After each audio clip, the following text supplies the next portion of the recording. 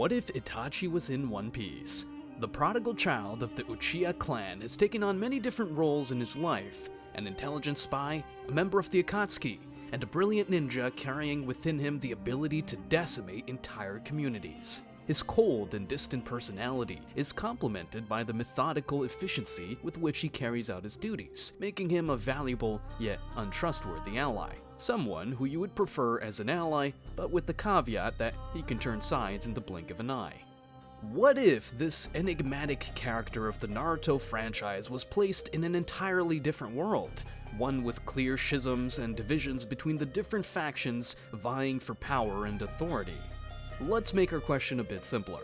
What if Itachi Uchiha found himself in the world of One Piece, a world divided between an authoritarian world government, freedom, and wealth-loving pirates, and an underground revolutionary army that wishes to completely upend society for the benefit of the downtrodden?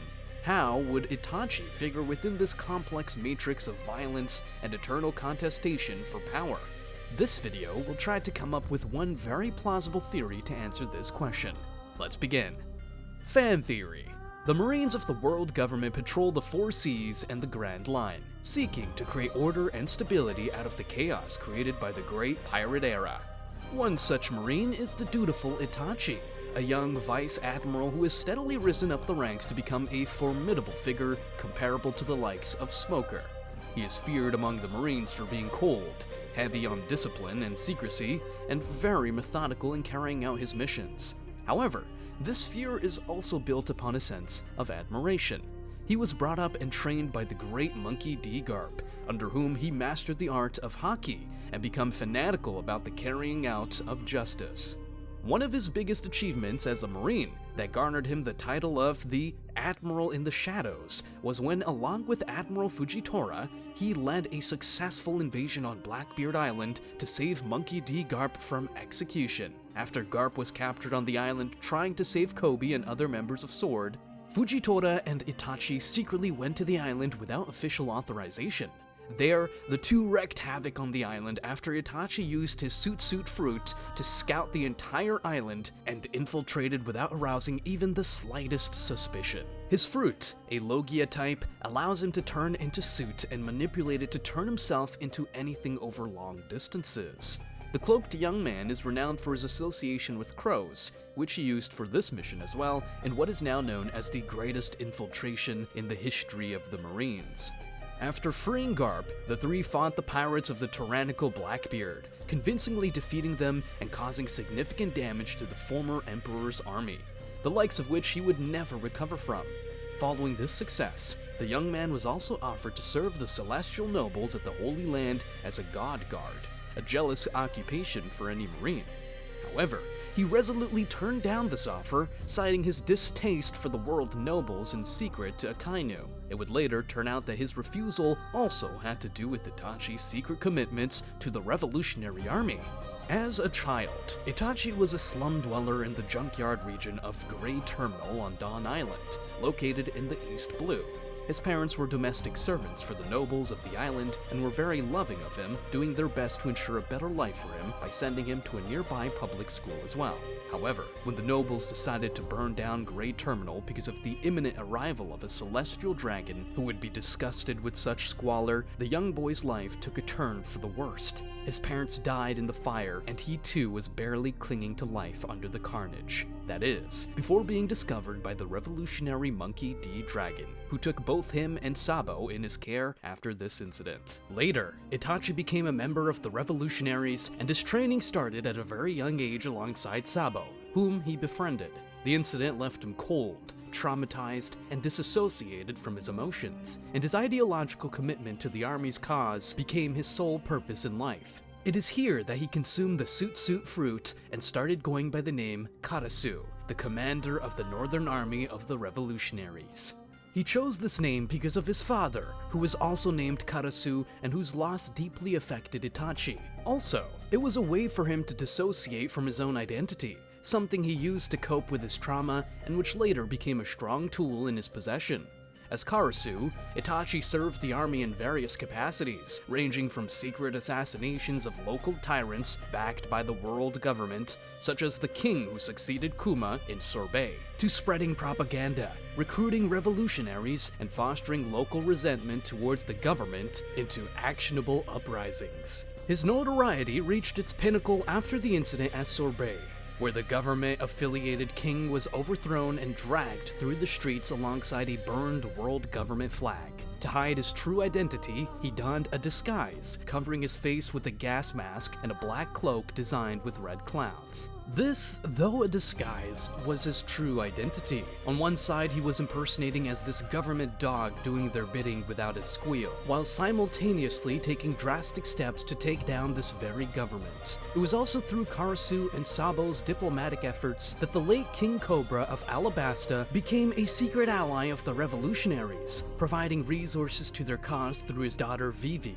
The event of Sorbet, during which the world government-affiliated king was dragged down the streets alongside the burnt flag of the world government, gained him notoriety and led to a drastic increase in his bounty. For his immensely important role in the army, Karasu, or Itachi, accumulated a bounty of 3.25 billion berries. However, Itachi's biggest contribution to the Revolutionary Army and Monkey D. Dragon was not his Karasu personality, but his vice admiral one. After the War of Marineford, the world government became increasingly more violent in its suppression of opponents, including pirates and revolutionaries. With the temporary disbanding of the Straw Hat crew and the destruction of the Whitebeard pirates, there was no longer any pirate crew that were willing to directly resist the government. This left the revolutionaries as the only clear enemy of the gods of the world, and forced them to go deeper underground. It is here that Itachi and Dragon came up with the plan for the former to join the Marines as a young upstart, while hiding his Karasu identity.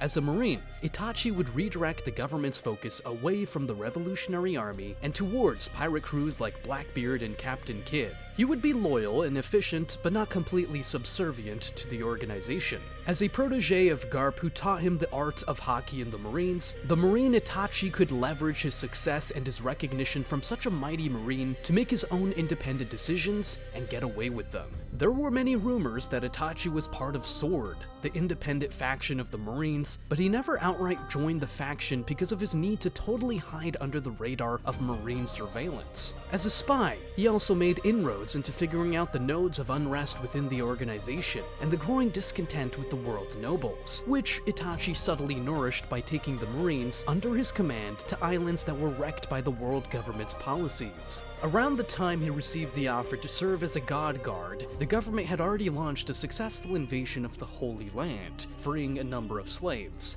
This was also because of Itachi, who created the layout for the entire siege and blockade through his in-depth knowledge of the Holy Land's architecture and by bribing a number of local guards. The reason why he refused the God Guard offer, even though it would theoretically bring him closer to the enemy and therefore serve the purpose of the revolutionaries, was very simple. A huge battle was brewing at this time on Egghead Island, and only Itachi knew about this because of the crow he was using to spy on the ship of the Straw Hat Pirates on the orders of Dragon.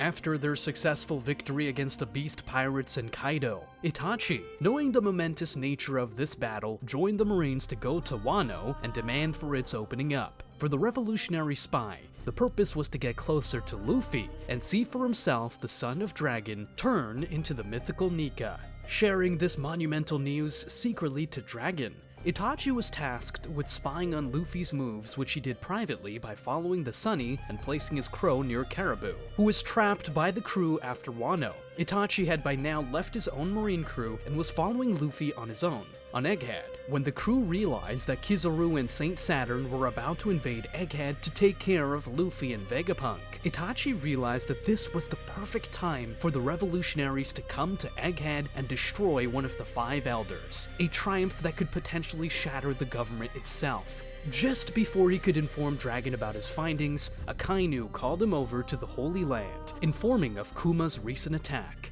The world was moving rapidly into chaos, and Itachi was caught in the middle of it, informing Dragon of his plans, but not yet willing to shed off his marine persona. Itachi ran across the ocean in his crow form to the Holy Land. Right when he reached there, a sullen Akainu, who had experienced unrelenting abuse from the world nobles for not anticipating Kuma's attack, offered Itachi a position as a god guard. A necessity for an intelligence operative has arisen on account of the recent attacks on Mary Joie. However, it is here that Itachi realizes that the tides of wind are shaking in his favor. He politely declines the offer before his identity in the face of the fleet admiral. The world nobles will tremble at their feet soon enough. The final war has already begun, before turning into crows and disappearing into the shadows. And so that's my take on what if Itachi was in One Piece. Let me know if you have any better alternatives or theories of your own. Don't forget to like and subscribe so you never miss out on any new uploads. That said, see you in the next one.